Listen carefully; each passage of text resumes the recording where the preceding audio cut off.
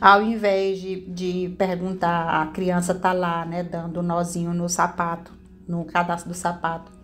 Por que tá demorando tanto? Nossa, como você é lerdo. Você mostra o respeito.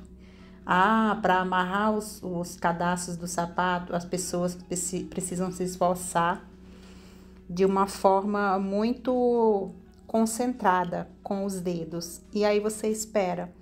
Se você sabe, gente, que a criança demora para colocar o sapato, planeja antes. Tudo aquilo que a criança. Gente, a criança precisa de tempo. O tempo da criança não é o mesmo tempo que o nosso. Vamos lembrar sempre disso. E, gente, no começo, quando meu filho era pequeno, eu sofria tanto com isso porque eu não entendia. E fica tudo tão mais leve quando você entende que a criança, ela tem o tempo dela, ela precisa do tempo dela, seja quando você vai, que eu já falei disso várias vezes, né? Vai fazer o jantar, avisa para a criança. Ainda hoje eu faço isso com meu filho.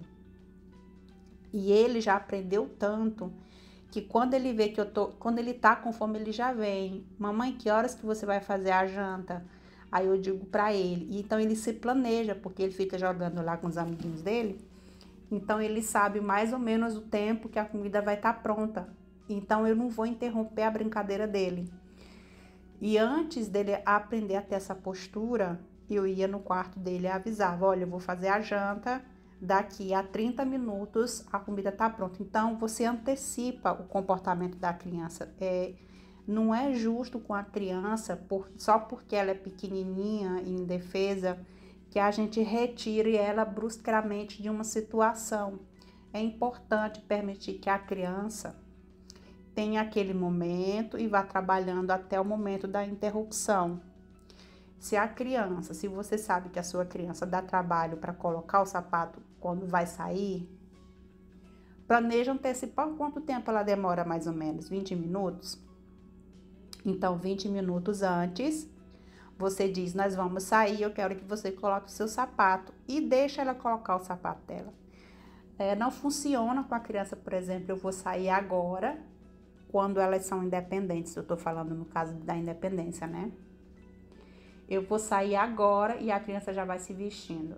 Dificilmente vai ser assim, ela vai estar brincando, ou ela vai querer se distrair com alguma coisa, ou ela vai querer pegar alguma coisa. Então, antecipa todos esses acontecimentos. Ao invés, por exemplo, de você, um exemplo aqui que tá falando, né? O adulto falou, é muito simples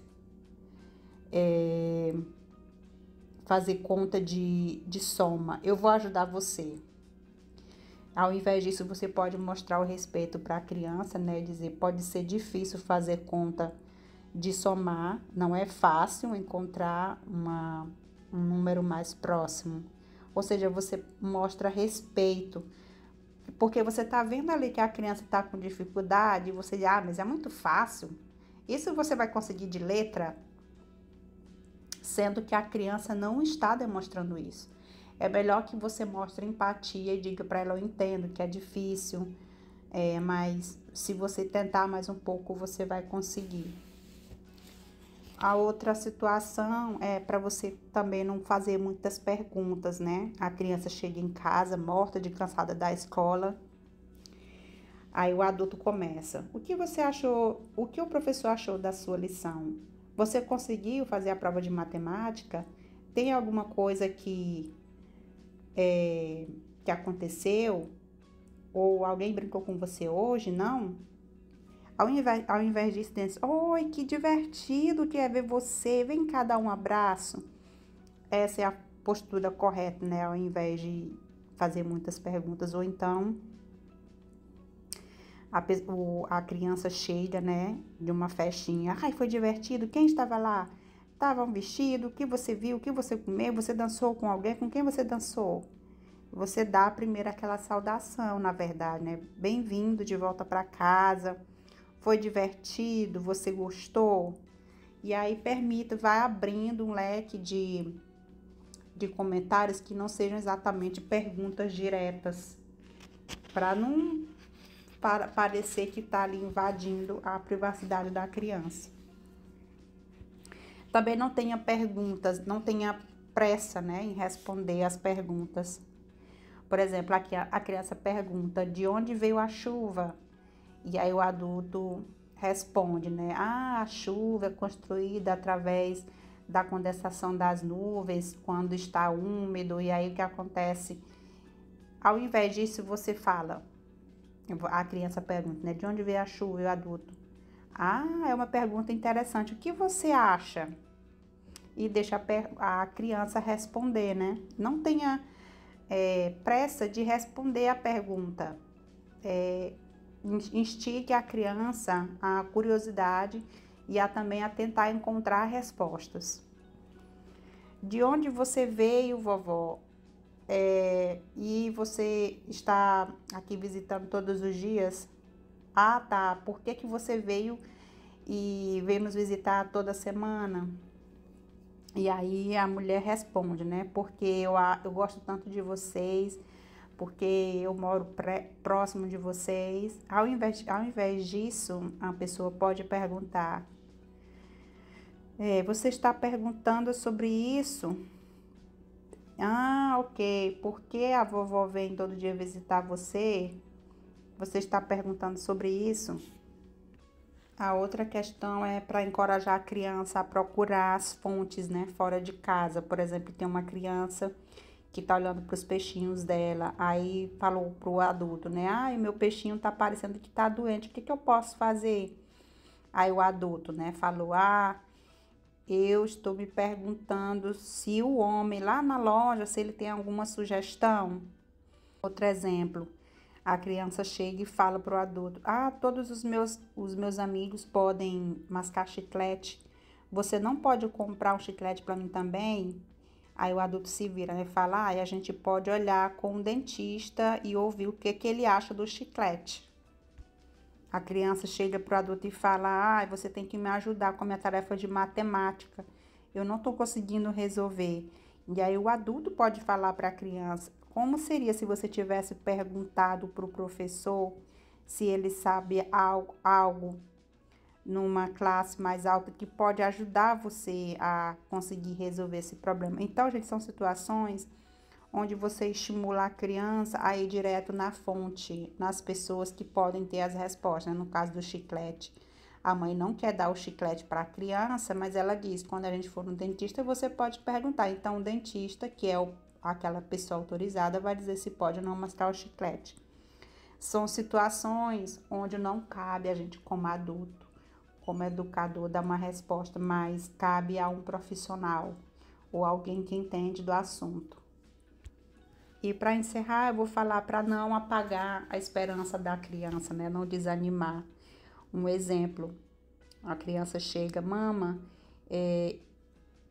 eu vou tentar fazer o papel principal na peça de teatro da escola. Você acha que eu consigo? Aí a mãe fala, né? Você entende? Eu não quero que você fique desapontado, porque você vai provar ser o ator principal se você não tem nenhuma experiência de ser ator. Talvez exista algo menor. Então, quer dizer, aquele adulto já determinou que a criança não vai conseguir, né? Ao invés disso, a gente permite com que a criança pense e tenha suas próprias experiências. A mãe fala: aham, ok, você vai tentar fazer o papel principal. Vai ser uma experiência nova para você, então foi uma forma positiva, né?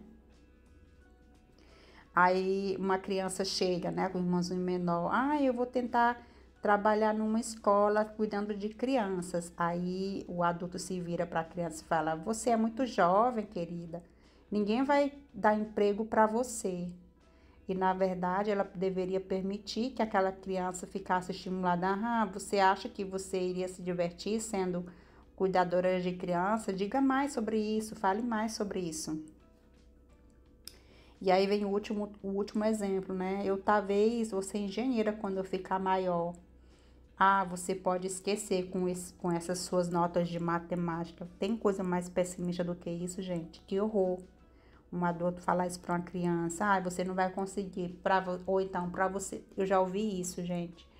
Ah, eu quero ser, sei lá, uma profissão tipo médico. Eu quero ser médico. Como é que você vai ser médico se você não gosta de biologia?